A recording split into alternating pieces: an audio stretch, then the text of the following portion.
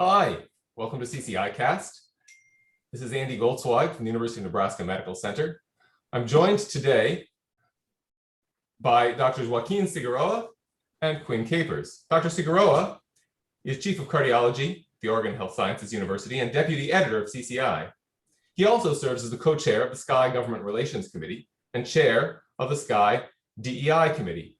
He's here to conduct an interview with Dr. Capers. Dr. Capers is a professor of medicine at the University of Texas Southwestern, the Associate Dean of Faculty Diversity there. He's a member of the SCAI DEI Committee and chair of the ACC DEI Committee. The article they'll be discussing today is entitled Black Lives Matter in the Cath Lab 2, a proposal for the interventional cardiology community to counteract bias and racism. Dr. Cigarroa, Dr. Capers. Thank you. Good morning. Thank you so much for hosting us this morning. And Dr. Capers, thank you so much for taking the time to chat about this critical issue that has been highlighted in a recent publication in CCI, as well as in our national meeting for SCAI just a few months ago. And the title of the article is Black Lives Matter in the Cath Lab 2, a proposal for the interventional cardiology community to counteract bias and racism. I would say that this is timely. And before we get into comments by you on why, I want to frame this issue. For many Americans, this was highlighted by social disparities and violence across our country last year. But I would like to remind many of us that in the early to mid 1980s, there was a document published by the U.S. Department of Health and Human Services under the direction of the then Secretary of the Department of Health and Human Services, Margaret Heckler, who published the Heckler Report, which provided a comprehensive assessment of major health problems amongst Blacks, Hispanics, Asian Pacific Islanders, and Native Americans. And they noted that marked disparities existed at that point that led to excess deaths of at least 60% in minority populations. And of this, even back in the 80s, it was recognized that 80% of the assumed excess deaths, likely an underrepresentation, was secondary to excess cardiovascular deaths. And so we've known about these issues now, unfortunately, for approximately 40 years that received national attention. So tell me about this particular article and the focus that you brought, and then we'll get into some specific questions.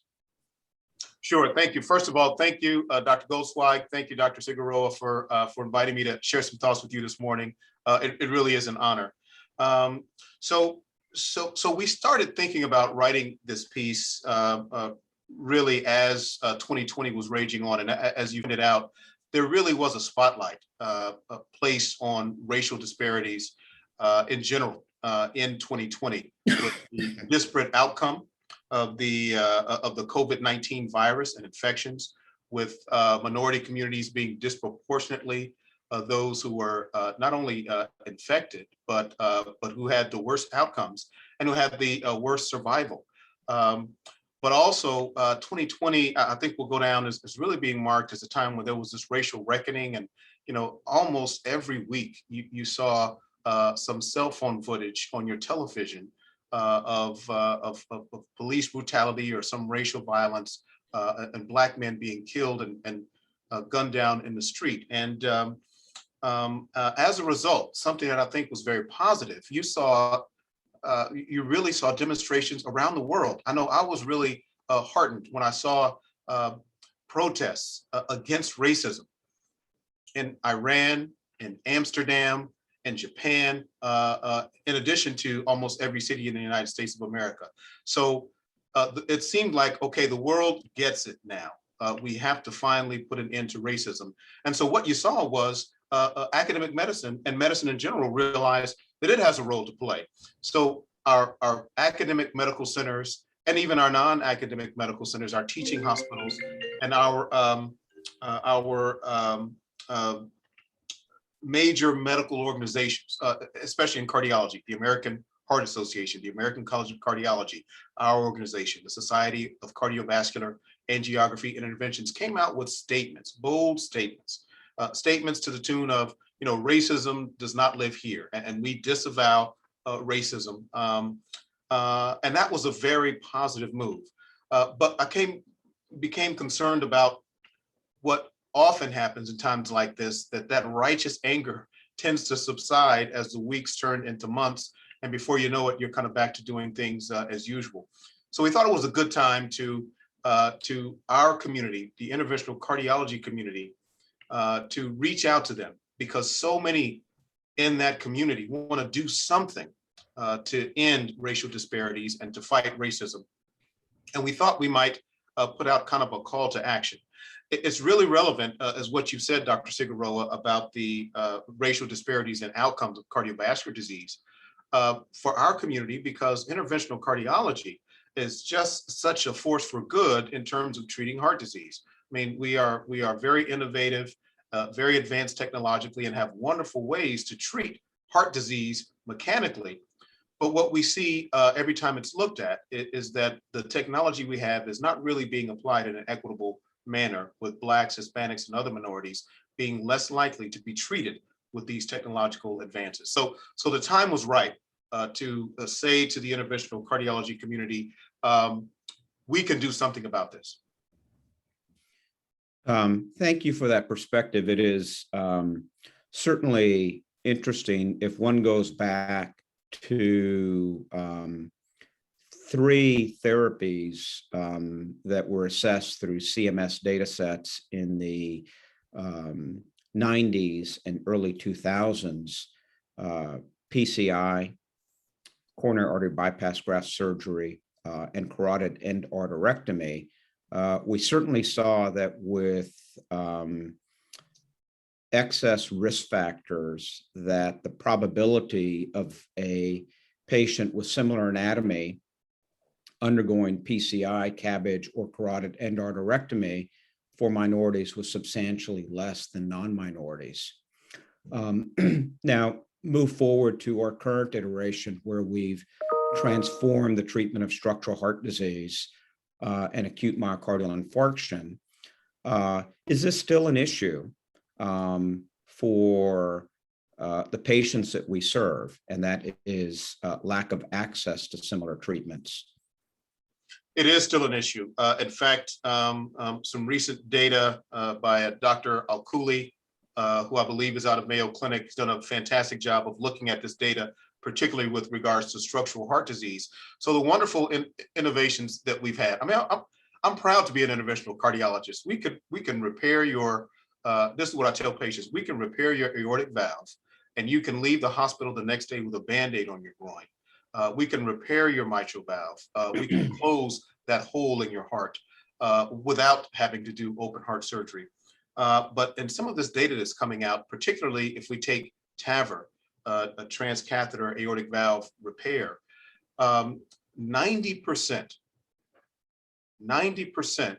of the patients in recent registries and in the trials getting TAVR are white people. And the same is true in a recent meta-analysis looking at contemporary coronary stent trials, that 90% of the patients in those trials getting the benefit of this technologically advanced therapy are white. Yet, as we have said a few times here today, the leading cause of death among Blacks, among Hispanics, among Native Americans and other minorities is heart disease. They get aortic stenosis too. They get coronary artery stenosis too.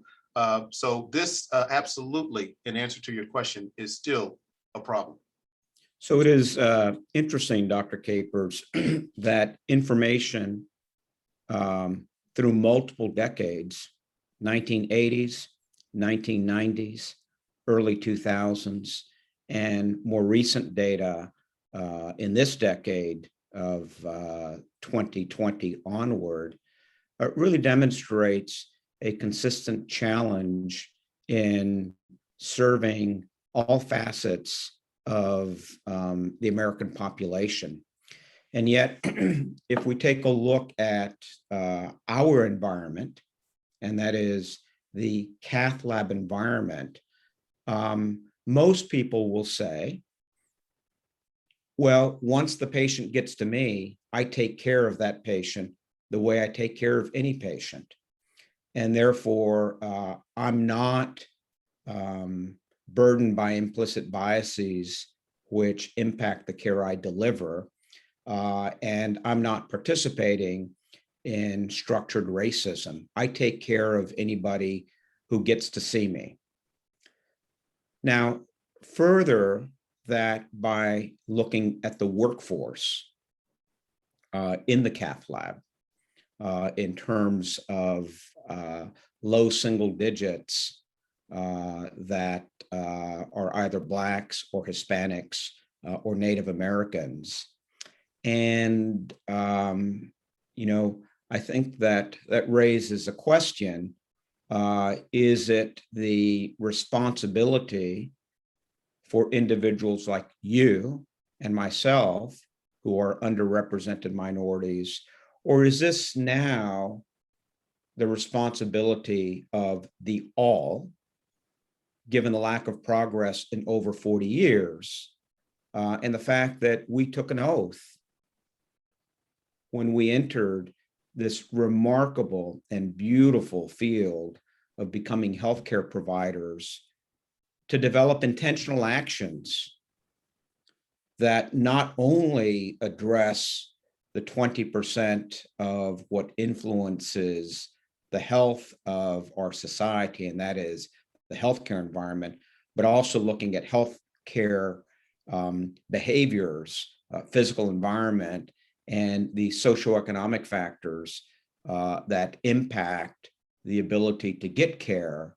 by a large percentage of individuals who are experiencing inequities in healthcare, and as a consequence, shorter lifespans, greater morbidity, and the inability to get access to the expertise of individuals in cardiovascular specialties like the three of us are able to deliver. Yes, so frankly, it is everybody's responsibility. And so we have not made progress, as you pointed out, and in order to do so, we need all hands on deck, and we need our entire community behaving as if this were an emergency. So, you know, it's a stimulus, right? So what happens when there's a stimulus and you're out at a restaurant, you drop your fork and knife and you head to your car, you head into the hospital. That's the kind of urgency that we need for this problem. And it really is everybody's responsibility. I'm intrigued by what you said, because you and I know we hear this a lot. We hear it from cath lab staff members, techs and cath lab nurses, and we certainly hear it from interventional cardiologists. What do you mean disparities? If somebody gets to my cath lab table and they have had a STEMI, I'm going to treat them according to the ACC-AHA guidelines. They're going to get all of the excellent care that anybody gets, and their race doesn't matter. And that may be true, but in that sentence itself, you can see the disparities. And so I want to be clear about this. Most, I'd say many interventional cardiologists are like me with, I would say, a good number of your patients. And that is, you might be meeting them on the cath lab table, right? You're meeting them on the cath lab table, or you're meeting them in the pre-op area right before they get to the cath lab. And so you might feel like, I treat everybody equally, and you really may. And I say good for you and thank you. We thank you for that. But the problem is that there are several hurdles to getting to that cath lab table. And because we have an unjust and unequal system, people who have certain disadvantages in life are less likely to clear those hurdles to wind up on your cath lab table. So it's not enough for you to say, I've got the ACC-AHA guidelines, and I'm going to apply these for every patient that makes it to my cath lab table, because the disparities have already taken effect for those who get to your table. The second thing is, though, that refutes that a little bit, Dr. Cigarroa, is that in systems where you would think everybody gets the same care, like in a VA system. Every veteran that goes to a VA hospital and is seen in a VA cath lab is supposed to get the same care, but we have data from VA hospitals that Blacks are less likely to get drug-eluting stents than bare metal stents, and Blacks in the VA system are less likely to get TAVR and some of these other things than are whites. So we see this paradox that yes, you truly may treat everybody equally that makes it to you. That's not enough to end these racial disparities. But there's also something going on that even good-hearted people, like all of us on this call, sometimes our minds, because of these unconscious associations, can have us treating people differently. And there's evidence that unconscious bias plays a role in sometimes our prescribing patterns and sometimes our clinical decision-making. It really is a critically important point that you have just made. And we certainly know that upstream in the communities where underrepresented minorities live, that access to first responders and timely care, whether it's out of hospital cardiac arrest or AMI, is substantially different in how patients present to the emergency room. And I think that the point that you raise is that as a field of interventional cardiology, we have to look outside the walls of our cath lab and understand the factors that impact access and impact healthcare. And as a consequence of that, we must educate ourselves and develop tactics to begin to counteract that, because we know the last 40 years has unfortunately not addressed these issues. And what I really like about the lecture that you gave during our national meeting, accompanied by this article, is it gives some concrete steps for each of us to begin to align around tactics that over time can impact 6 or 7 major components that collectively contribute to a profound disparate level of care that translates into excess mortality and fundamental absence of treatment or different treatment. And so in the last 5 or 6 minutes, can you take us through the simple yet important steps of the issues that we can begin to incorporate that I hope begin to change this tragic and frankly unnecessary differences that result in different care and excess cardiovascular morbidity and mortality. Yes, and thank you for giving me the opportunity to do so. So quickly, we outline a few concrete steps that can be taken, and one is we all participate in a national cardiovascular data registry. The purpose of that registry initially is for you to see how you compare to your peer cath labs. Are your bleeding complications worse, et cetera? But in that report that we get back from this registry is racial data. And so you can look and see if, compared to your community, compared to those referred to you, if you are doing a good job with treating patients according to gender, according to race, according to getting guideline-based medications and therapies. And if you're not, then it's time for a root cause analysis, time for a timeout, just like we do before a procedure, and look into why and do some things to change it. The second thing that I'd like, yes. On that topic, I would also like us in this era of health systems. I think it's also important that we look at the demographics in the primary and secondary service areas for the hospitals that we work in. And if in fact, the registry looks different than the population that we are intended to serve, I would also think that it behooves us to really work with hospital administration to plan in-reach into communities so that we can actually care for the community that our hospital and health systems are purportedly caring for. Brilliantly said. Absolutely. There's nothing I can add to that. Thank you. Thank you so much. The second thing that I would point out is the studies. So again, these studies, these registries of new devices, new technology, we've got a real problem with the lack of diversity in our clinical trial populations in cath lab-based studies. What we are recommending is that the PI of this study does quarterly a check of the diversity of the population. And if there are no women in your study, if there are no Blacks or very few in your study or Hispanics in your study, then it's time for a timeout. And it's time to talk about why.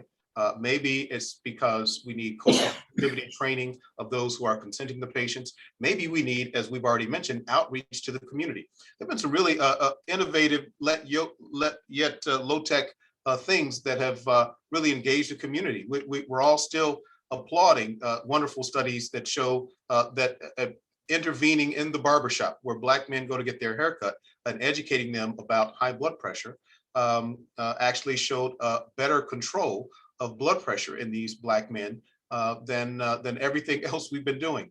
And so reaching out to the community when you see that your clinical trial population in that cath lab-based study is not matching what you see in the community. And then finally, I don't want to miss the opportunity to talk about something you mentioned, and that is we have to try to make our specialty more diverse. We need more women. We need more underrepresented minorities in interventional cardiology. And that means that we've got to do outreach, that we've got to expose young people to our specialty. And at the selection stage, we have to select for people that we think are going to help us attack this problem of racial disparities. One thing we are at very, very preliminary stage of discussing here is some kind of hybrid interventional cardiology healthcare disparities fellowship, where people are trained not only to excellently do procedures, that's what we do, but also to think about these problems, to think about big data, to think about interventions for health inequities. And that will be something that I would love for every institution that has an interventional cardiology fellowship, either add that to your curriculum or put together a special training program that is going to not only teach how to do procedures, but teach people how to think about and attack these problems. So that's a really important and fascinating suggestion. And I think that there are already mechanisms, Quinn, to incorporate that. As you know, the ACGME has milestones that have been developed for interventional cardiology fellowship training.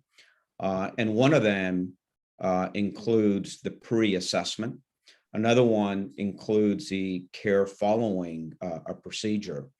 And it would be really interesting to design a curriculum in the pre and the post that allows us to begin to look outside the walls of the procedural area, which frankly is where most of the fellowship training has occurred. Technicals, how to pass a wire, what guide, what balloon, what stent, plaque modification, et cetera.